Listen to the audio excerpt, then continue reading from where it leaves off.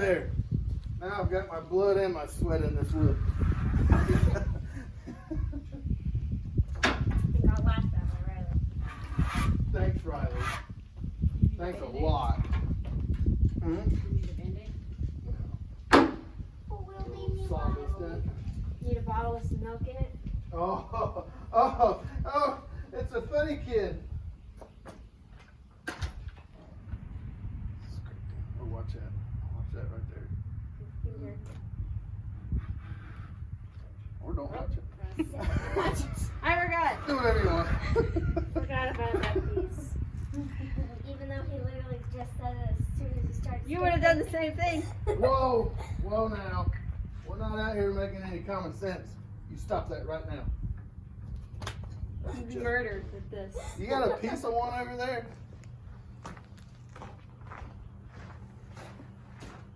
I literally just need.